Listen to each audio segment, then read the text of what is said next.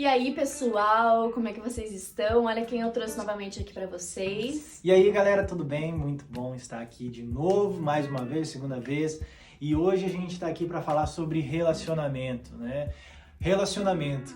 Que coisa louca, né? Quanta dúvida tem sobre isso, como é difícil encontrar uma pessoa segundo o coração de Deus e que a gente possa viver uma vida feliz aí, né? Então vamos lá, primeira pergunta. É válido pedir sinais para Deus?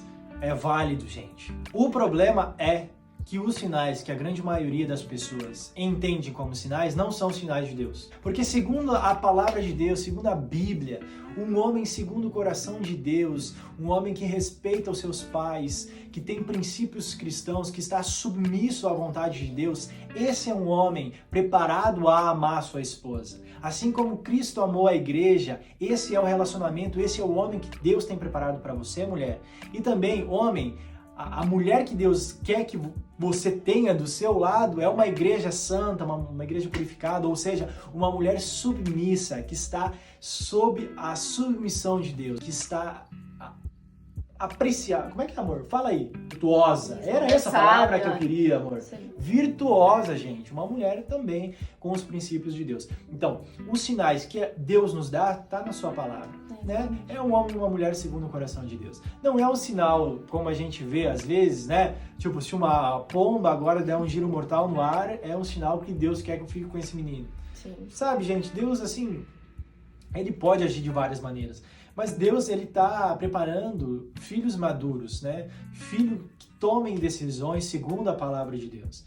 Então, existe uma maturidade que Deus espera da gente, sabe? Que a gente vá um pouco além disso, que a gente busque nas Escrituras realmente quem é Deus, quem é Jesus, o quanto Ele nos amou para que a gente se torne esse homem e essa mulher segundo o coração de Deus e esteja dessa maneira pronto para encarar qualquer relacionamento, porque é uma pessoa que está submissa a Deus. É verdade. E uma coisa que a gente estava conversando antes é sobre a gente ter muito cuidado, né, na hora de fazer as nossas escolhas. Por quê? Porque é muito perigoso, né? A gente acaba sempre terceirizando a culpa, o poder das nossas escolhas. A gente acaba sempre colocando a culpa no outro, sendo que o poder das nossas escolhas somos nós quem fazemos.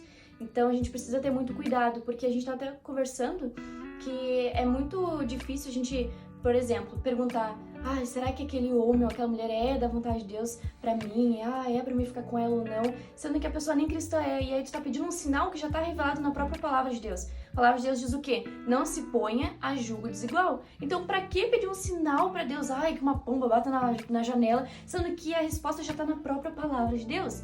Tá na Bíblia. Então é muito mais fácil a gente abrir a palavra de Deus e a gente ver o que Deus nos deixou ali. O que Ele quer que nós venhamos procurar no nosso parceiro ou na nossa parceira. Então é muito mais fácil a gente abrir a palavra de Deus do que acabar, né, terceirizando a culpa depois, fazer uma escolha errada e botar a culpa em Deus. Então a gente precisa ter muito cuidado nas nossas escolhas. Segunda pergunta. Como dar certo com uma pessoa se ela ainda não consegue superar o fim do outro relacionamento? A pergunta já diz, a resposta já tá na própria pergunta. É impossível, né, gente? Não dá para você entrar no relacionamento ou estar no relacionamento sendo que você não superou o antigo. Né? Um ato de hombridade ou de uma mulher virtuosa é já sair desse relacionamento para que haja cura, né? Você precisa se curar. Você precisa se permitir ser amado por Cristo. Você precisa desejar ter uma revelação da cruz, da morte e ressurreição de Jesus para saber a tua importância. E a partir disso ser curado desses antigos relacionamentos para que você possa ser liberto, desprendido e viver algo novo, algo segundo a vontade do Senhor. Porque se não deu certo, né, gente? Às vezes a gente se autoflagelou, a gente às vezes não era a pessoa que estava debaixo da autoridade de Deus, a outra pessoa também pode ser que não. Então, se dê esse espaço de ser curado antes de querer algo novo, né? E a gente vê muito isso nas igrejas hoje e no mundo principalmente também, as pessoas saindo de um relacionamento e 2 meses depois tá em um novo relacionamento. Às vezes nem 2 meses, né? Às vezes semanas. Cara, que é triste, né? Isso é espantoso. Porque, ou seja, você está ainda sangrando, você está sofrendo, você está carregando coisas que, sabe, que você precisa ser curado. Então precisa existir maturidade em você. Você precisa ser despertado a ser curado, sabe? Você ter aquele... Não, peraí, eu não vou entrar em algo novo, eu não quero machucar ninguém, eu não quero ser machucado de novo, eu quero ser curado, quero me tornar esse homem segundo o coração de Deus. E aí sim, aí você vai estar preparado. Também é sobre não ser dependente emocionalmente de alguém. É ser totalmente dependente do Senhor, ser totalmente dependente de Deus. E não tem como o novo entrar se o velho ainda não saiu. Então se permita retirar o velho de dentro da tua vida. Isso aí. Vinho novo. Terceira pergunta. O que fazer quando você não consegue se desprender de alguém, mesmo em oração? A oração é a palavra certa. Oração. Orar e agir, né? Você precisa tomar passos. Você precisa ter coragem. Sim. Gente, bloqueia no WhatsApp, Instagram, Facebook, deleta as fotos, sabe? Se permita ser curado. Queira ser curado.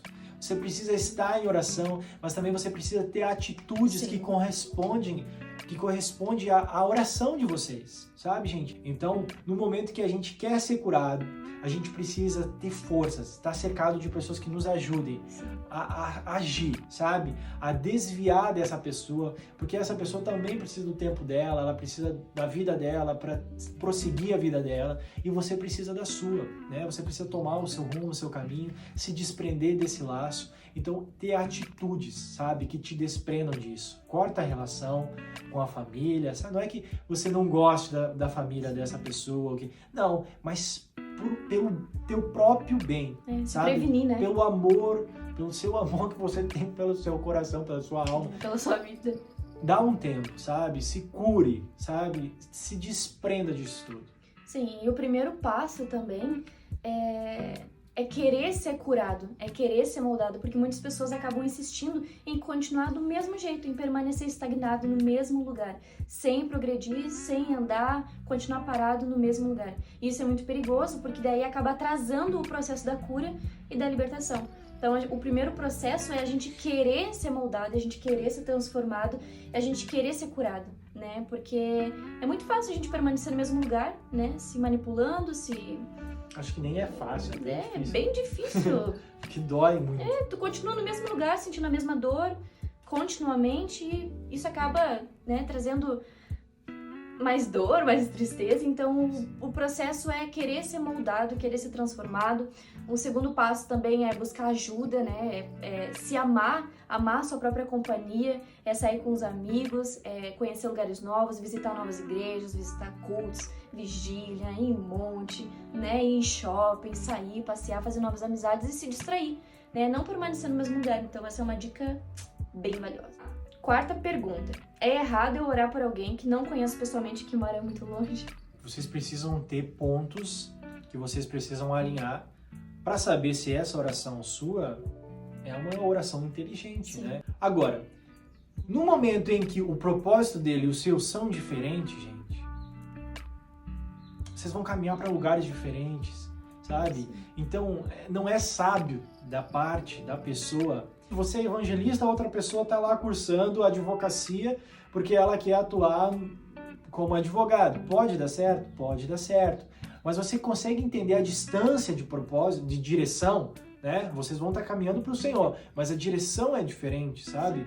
Então você pode estar gastando tempo insistindo em algo que não vai dar certo. Não é saudável também, né? Não se iluda, não entre muito no jogo. Cria uma amizade, sabe? É uma admiração. Existem muitas pessoas, tem muitas pessoas que são admiráveis, porém não são pra gente, não é pra nós. E também saber se a outra pessoa sabe que tu tá orando por ela, né? Porque... não, isso é o mínimo, né, gente? Porque orar por uma pessoa que nem sabe que tu existe é bem complicado e não é nada saudável, né? Alguém que não existe, tipo, a pessoa nem te conhece, você tá orando por ela. É errado, não é errado orar, mas...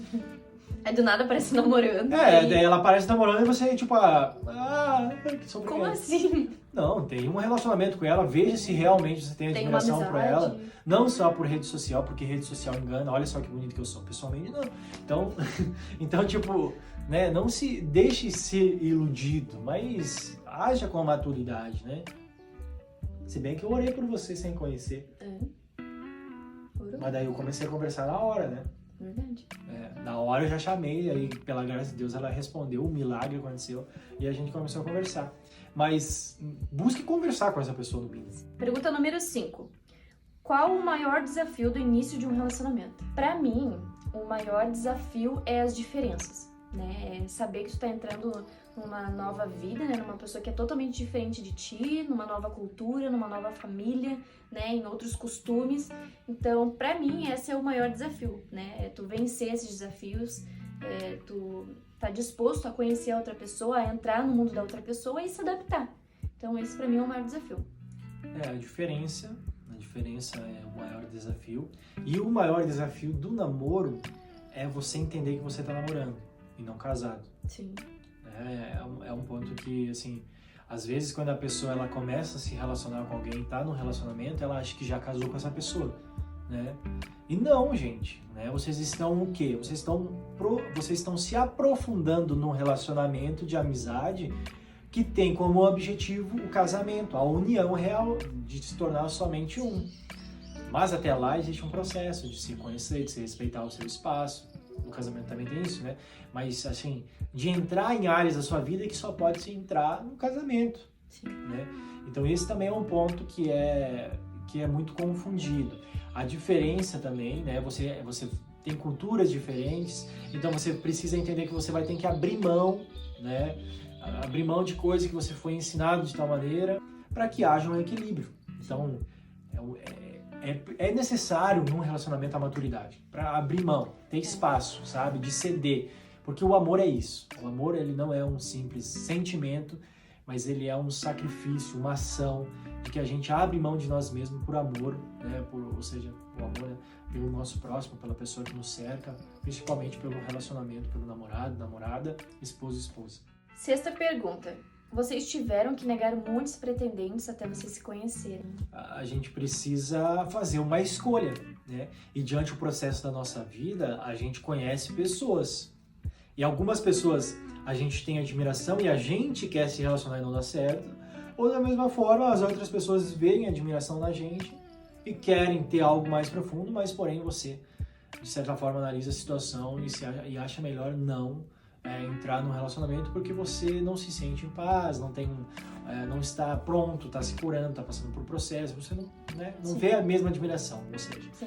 Então sim, né, gente, a gente faz a escolha do nosso relacionamento, a gente escolhe, a gente opta pelo nosso cônjuge, então é isso, gente, a gente vai negar, a gente vai ter escolhas para fazer.